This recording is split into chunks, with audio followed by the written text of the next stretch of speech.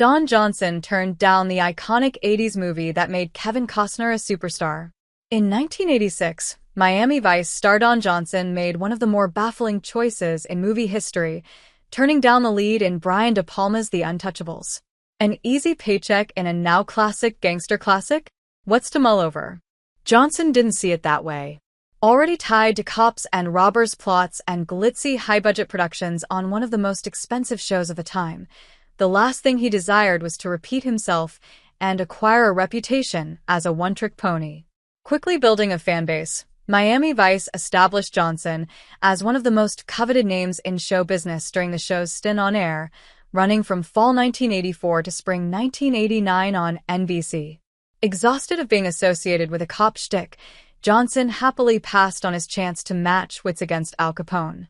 In a recent interview, he explained exactly why he turned down the gig that made Kevin Costner a superstar. The Untouchables paved the way for Costner to launch his own movie career, which would eventually blossom into directing, producing, and writing. As the idiom goes, the clothes make the man. The transformation from struggling actor to overnight sensation. Don Johnson suddenly rose to fame out of nowhere in 1984. The unknown indie actor, whose most prominent performance was in a low-budget sci-fi flick in 1975, A Boy and His Dog, blew up in a matter of weeks upon the release of the MTV-influenced hit drama. Johnson's celebrity status reached critical mass, the actor now inseparable from his on-screen persona as Vice Detective Sonny Crockett, an undercover cop driving sports cars and decked out in the latest Italian styles before anyone cared about Italian designers. However, as he told Graham Norton, his decade-defining apparel on Miami Vice was a fluke. Desperately attempting to stave off heatstroke, filming on location in the tropical humidity of southern Florida, he threw away his socks and ties.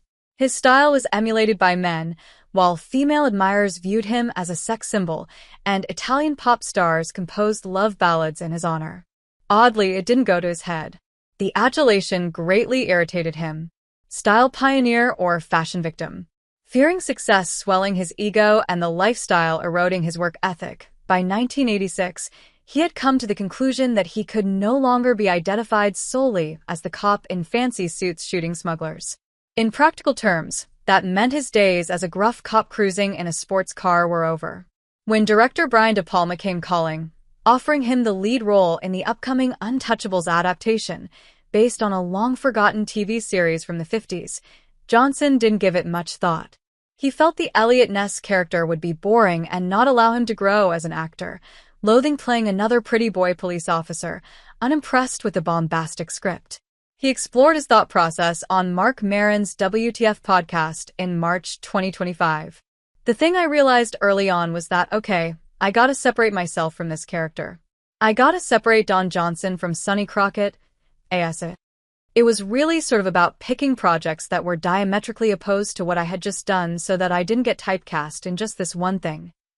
The working script De Palma delivered seemed flat, posing no challenge. The concept at first glance, just more dress-up. He didn't know that Robert De Niro was going to be in The Untouchables, or he would have jumped aboard happily what became one of the most compelling crime films of the decade. Costner, then a journeyman actor with limited credits on his CV, what would have been his breakout role in The Big Chill axed in the editing stage in its entirety, got a call. We should note, the film was marketed on the name power of the supporting actors, Sean Connery and Robert De Niro. Johnson isn't as crazy as he sounds. The early script allegedly passed around to Michael Douglas, Gene Hackman, Harrison Ford, and Mickey Rourke, with no takers. Costner got phenomenally lucky.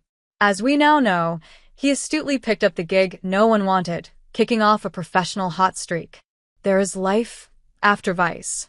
After passing, the TV star made a small, admittedly forgettable romantic comedy about a suburbanite having a midlife crisis instead, to make a statement. It flopped, the heartthrob losing out on his chance to be a blockbuster leading man to star in Sweetheart's Dance in 1988, co-starring Jeff Daniels and Susan Sarandon. Subsequent films were typically goofball comedies, including one with Costner called Tin Cup. Ironically, looking to avoid typecasting, Johnson would return to patrolling the streets in a sports car in 1996. He once again took residence in the Friday night time slot as Inspector Nash Bridges in the show of the same name. Later, he landed roles in Django Unchained and Knives Out, carving out a career as a character actor on TV and on the big screen. Did he regret the career-altering decision? Based on his interviews, not one bit. He was too busy at the time, branching out into a music career, powerboat racing, and weekend target practice with Hunter Thompson. Currently, he co-stars in ABC's Dr. Odyssey, streaming on Hulu.